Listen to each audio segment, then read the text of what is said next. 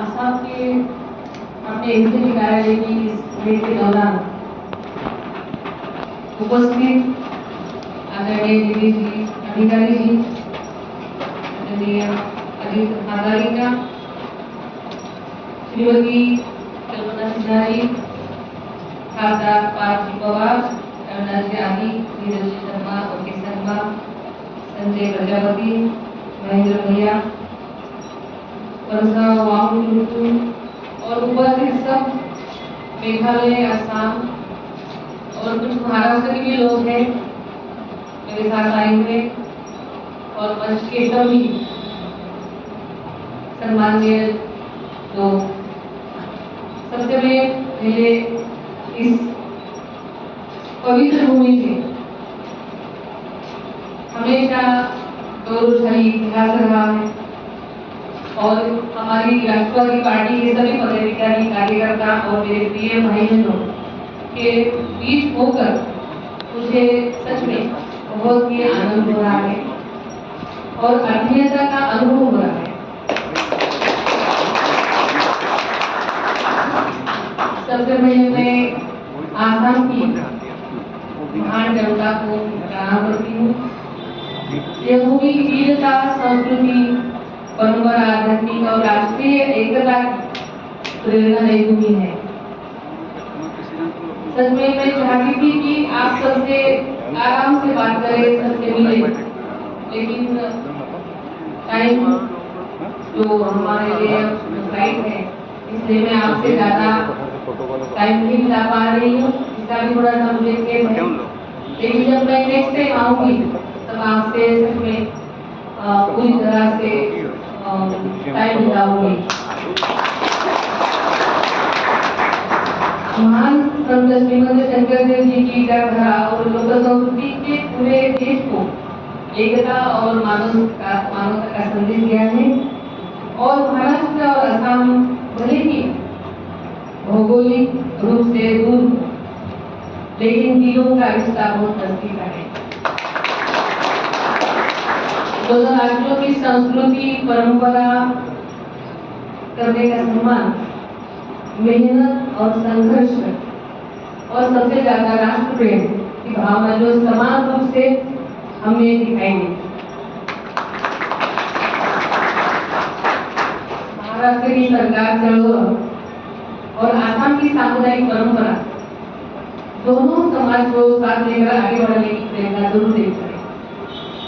और हमारी राष्ट्रवादी कांग्रेस पार्टी केवल एक राजनीतिक दल नहीं है, बल्कि एक लोकतंत्र, संविधान, सामाजिक न्याय, किसान, युवा, महिला और आम नागरिकों के अधिकारों के लिए संघर्ष करने वाली विचारधारा है। हमारे नेता आदरणीय अजीत पवार साहब के दूरदर्शी नेतृत्व में पार्टी हमेशा देश हित का विचार को सर्वोच्च रखा और उसी तरह हम भी उसी तरीके से आगे जाना चाहते हैं।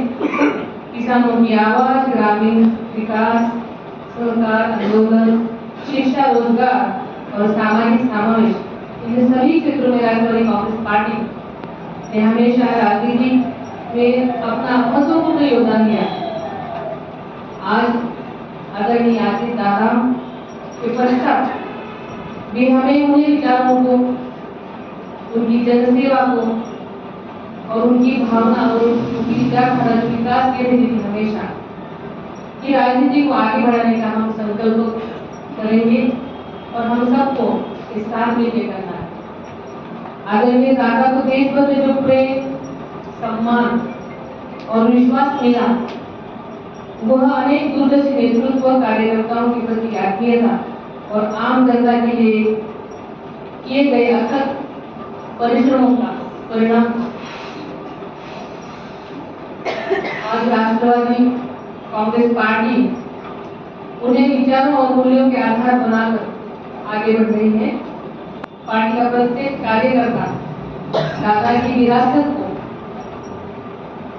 जन जन तक पहुंचाने, संगठन को मजबूत करने और समाज के अंतिम व्यक्ति तक विकास पहुंचाने के उद्देश्य से समर्थन के साथ कार्य कर रहा है। यही उनके प्रति सच्ची श्रद्धांजलि और हमारी सबसे बड़ी जिम्मेदारी है। आज हमारी पार्टी विकास, स्थिरता और जनसेवा के लिए संकल्प के आगे साथ बढ़ती है। महाराष्ट्र में विकास और जन कल्याण के अनेक निर्णयों में केंद्र के माध्यम से जनता का विश्वास वहाँ मजबूत हुआ है। यही विचार हम पूरे देश में लेकर जाना चाहते हैं और वही कर रहे हैं। आसाम में भी राष्ट्रवादी कांग्रेस पार्टी की है वो नई ऊर्जा, नई दिशा और नई ताकत के साथ आगे बढ़ना है। प्रत्येक कार्यकर्ता पार्टी की सबसे बड़ी ताकत है। संगठन तभी मजबूत होता है जब कार्यकर्ता समर्पण, अनुशासन और जनसेवा के भाव से काम करता है।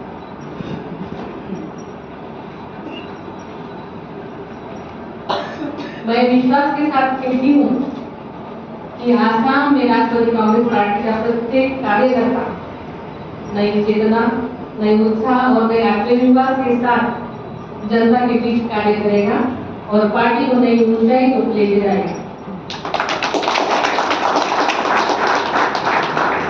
आइए सब मिलकर संगठन को मजबूत करें, जनसेवा को अपना संकल्प बनाएं और देश के प्रगति में सक्रिय भागीदार बनें। एक बार फिर से आप सभी से प्रेम, स्नेह और स्वागत के लिए मैं हृदय से आभार व्यक्त करती हूँ। आदरणीय दादा को आदरांजलि अर्पित करती हूँ। आप सबका फिर से बहुत बहुत धन्यवाद। जय हिंद, जय महाराष्ट्र, जय आसाम।